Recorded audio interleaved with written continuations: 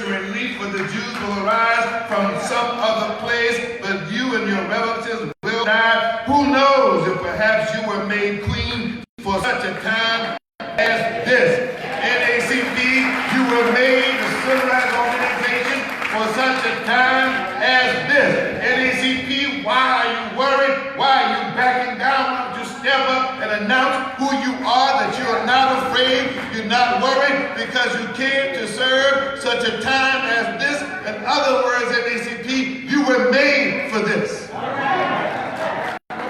You were made for this. That's why you came into being. You were made for this. You need to understand that the trial is your opportunity. That the drama is the text of your work. This ain't nothing new. This ain't the first racist bigot we had trying to run the government. In fact, we got more experience with racists running the government than we have with non-racists running the government. So Virginia, I didn't come to berate, to belittle, or even criticize you, but I did come to critique what we must do. I came to encourage you. We need you to be strong in the fight. We need you to be strong and vibrant in NAACP. You spend too much time on minutiae, too much time on internal drama, too much time on conflict, too much time on Negro mess. It's time for you to let some of that stuff go. Because the more you fight each other, the less time you got to fight the real enemy. And the enemy is not in the room. The enemy is somewhere else. Stop wasting your time. I know which I speak. Those bylaws, the Constitution you use, James G. and I wrote that. It was my job to keep James G. from messing up the whole thing. So if you don't like all the bureaucracy and the hierarchy and all the drama you got to go through, see James G. If you like the expedited process, the simple stuff down where the people can get it, bless Reverend Rivers. That's how we work that thing out. NAACP, I don't want you to have amnesia, to forget who you are and how you got here. I also admonish you, don't spend all your time talking about what you used to be.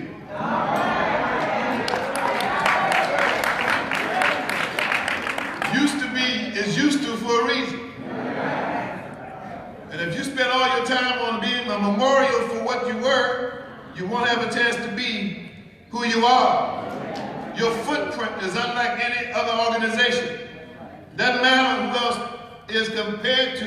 It took 109 years to get to be what you are. And as you move through it, you understand that you're the only one that has a footprint, that you can speak in California and both of the Carolinas at the same time. From Columbus, Ohio to Columbus, Georgia. From New Mexico to New York. You're there. From Pittsburgh, California to Pittsburgh, Pennsylvania. You're there. From Richmond, Virginia to Richmond, California. You are there. Wherever there is trouble, you have a chance to be there. Don't spend so much time analyzing what the problem is. Hell, y'all know what the problem is. We got a fool in charge.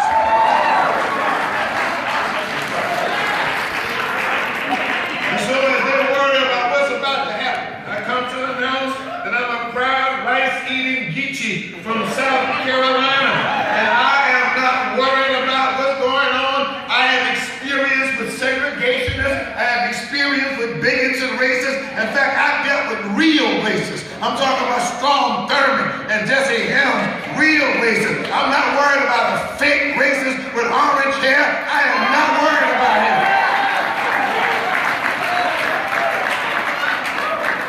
As God told Jeremiah, you were made for this from your birth.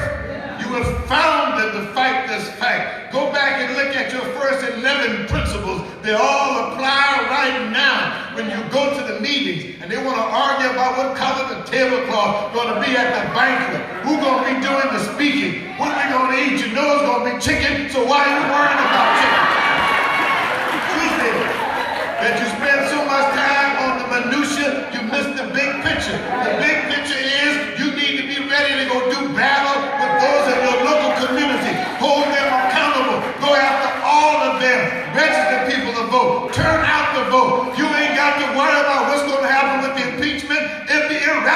If you go vote, it won't matter what happens, because if we vote, we win. If we fight, we win. If we vote, we win. God told Jeremiah that you were born for this. Liberals might be worried. Immigrants are rightfully afraid and intimidated. Our own young people are angry and frustrated. They wonder why it takes you so long to do anything. But NAACP, you were made for this. This is why Du Bois wrote and worked. This is why Mary White Ovington sacrificed. This is why Walter White traveled throughout enemy territory and risked his life. This is what you were made for. So I challenge you to stand on the record of Medgar Evers, who was shot in the back by a racist terrorist in Mississippi with a deer rifle. This is why Dr. Gibson sacrificed his dental practice. This is why Harry and Eliza Briggs were exiled from their own home in Summerton, South Carolina. This is why Jack Bradley put in all the time and did all the work. This is why Thurgood Marshall went to the court 29 times and won 28 of them. This is why you were born, NAACP.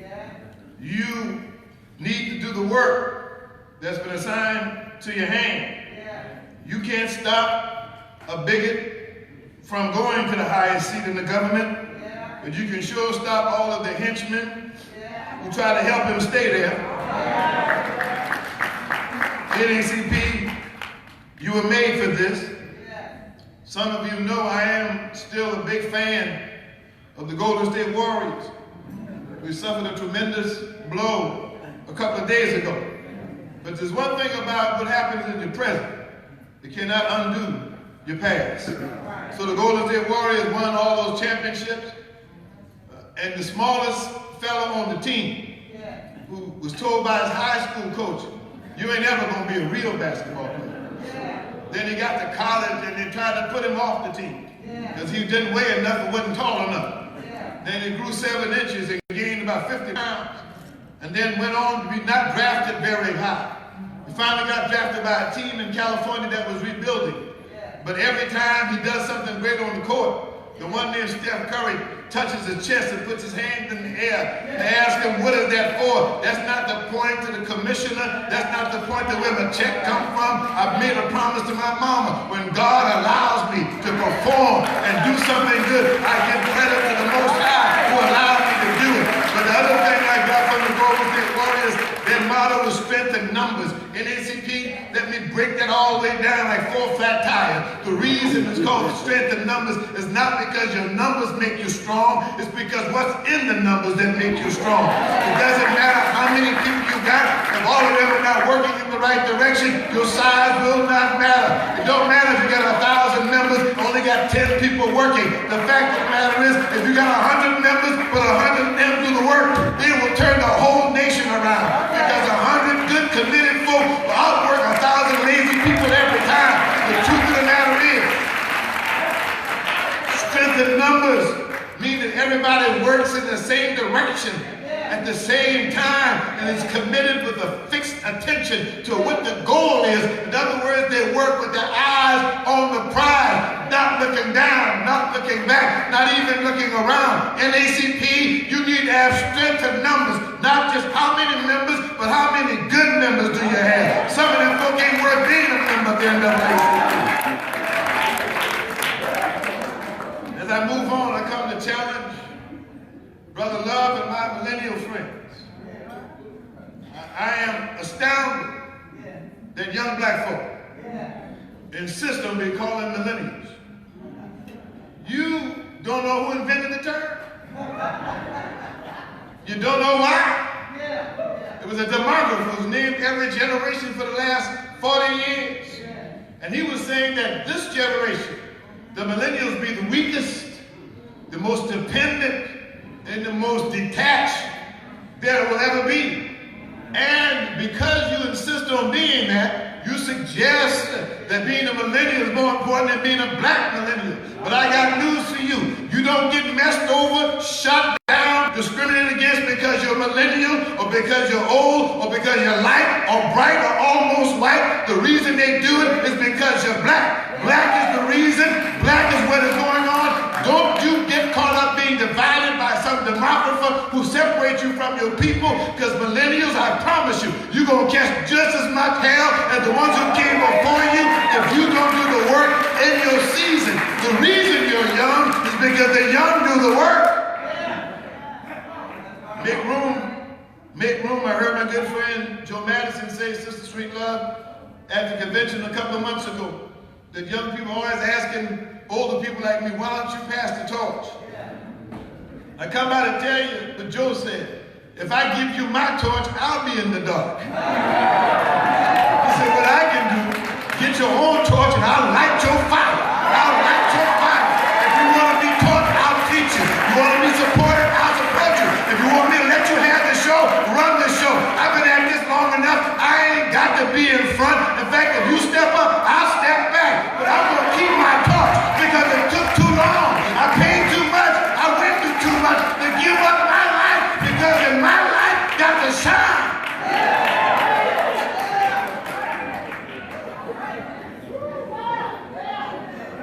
You were made for this.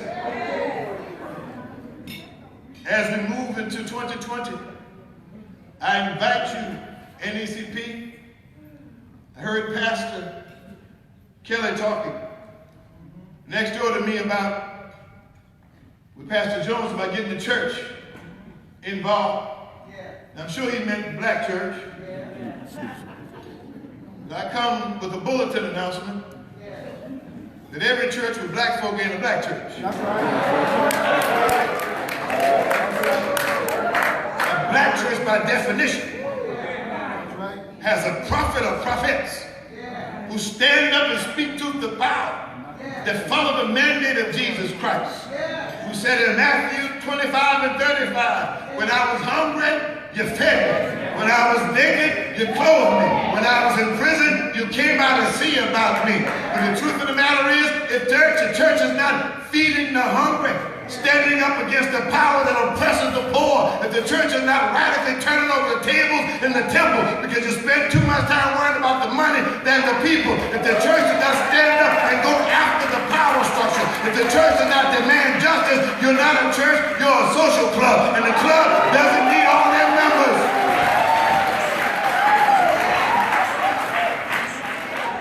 NAACP, you were made for this. So they asked me everywhere I go. I was in California the other day, NAACP, misreading my bio. Brother King Salim said, I used to be. And so everywhere I go, they want me to talk about them dogs. And I was reminded I was in Africa for 10 days. And my members told me, Pastor, you look so relaxed. You look so refreshed. And it's because of one simple thing. In Africa, folk don't worry about what y'all got in Washington. It don't even come up. They are worried about how to serve where they are. We worried about folk who are irrelevant really to our future. So the challenge is to understand why this is so. America is a big dog country. She doesn't like puppies. She eats poodles. She steps on chihuahuas. America only respects big dogs. And if you don't have a big dog, she will eat your lunch.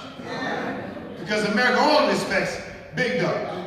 America respects the Chinese. Why? They're the biggest dog in the world. America respects the North Koreans. Why? Because they got a dog in a bark over there and bite over here. We didn't used to respect the Russians until this man got in office and got in bed with them, and now all of a sudden, even the Russians got a dog. The truth of the matter is that if you got a skinny dog, a hungry dog, tail between his legs, in your yard, they'll go in the yard, step on your sorry dog, go in the house, steal your television, and step on that sorry dog on the way out. And if you had a big head, big teeth, Rottweiler, pit bull in the yard, they ain't coming in the yard because everybody's afraid of a big dog. So NAACP, the reason they run over you in Virginia, the reason they run over you around the place, you have not reminded them that you are a big dog. And so folks ask the question, how do you respond to folk always criticizing what you do? Then they come by and ask you for help. I started with this where this whole message came from years ago. I was a young branch president down in North Charleston, South Carolina. And the sister called me on the phone one day in the office by myself, and she said, "Is this the NAACP?" "Yes, ma'am." "I want to file a complaint." "What's your complaint?" "There's a nightclub called There He Is." That's to say enough by itself. Nightclub called There He Is. And they wouldn't let black folk in. They charge us $5 and $10 and let white folk in for free. I said, "Wait a minute. What'd you say?" She said, "They charge us $5 and sometimes $10 and white folk get in for free." "Have you paid the $5? "Yes. Sometimes I pay 10. I said, "Well, baby, you calling the wrong people. You need to call them folk you spend your money with, because the truth of the matter is, NAACP membership was $4.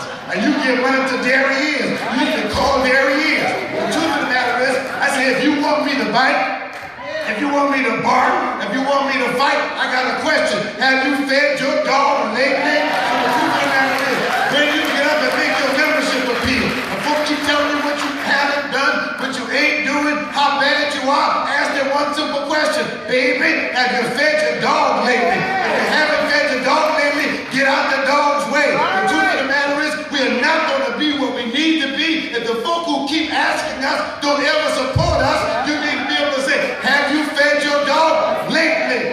That is the question. Every now and then, I see a flicker of light and hope. Every now and then, I see my young folk. I really appreciate this generation. They're much better than mamas and daddies. They don't love bling near as much as y'all do. They don't worry about brand names on their clothes. And they are not on the payroll. They don't take a bribe. They don't back down. And sometimes they're rightfully impatient with us. Because they're ready to move now. But the real reason is because they got more to lose than you do. Whatever your life is, you got it.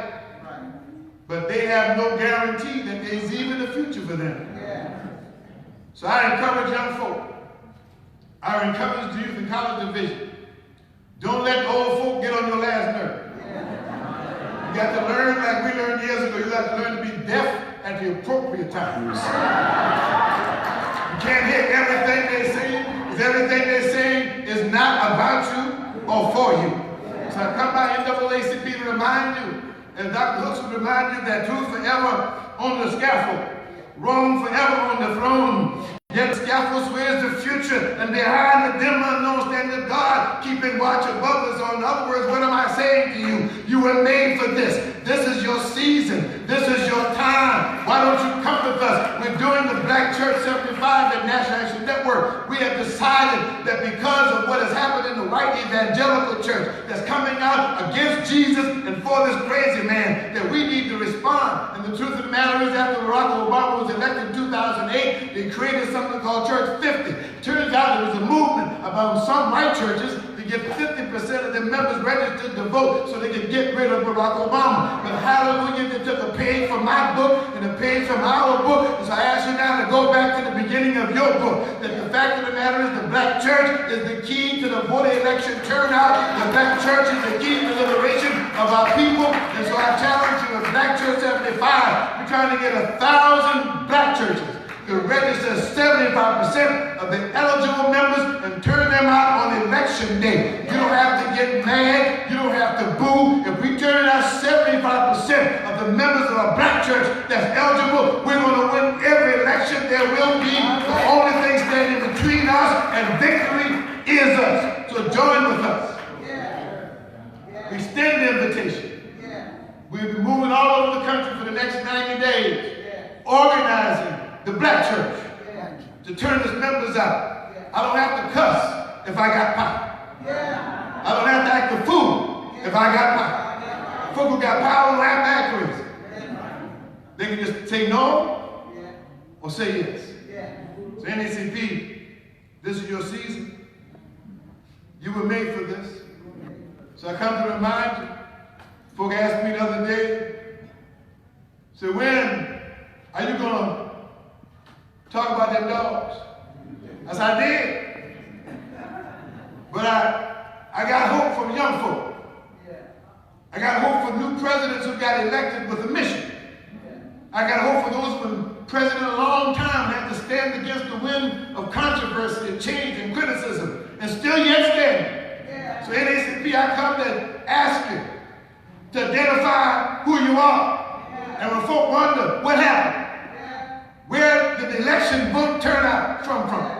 Where did the coming against police brutality come from? Where did they get all the strength and the power in the black community recently? I want you to know, tell them what I tell my folk everywhere I go. Let them ask the question, who let their dogs out? Who let their dogs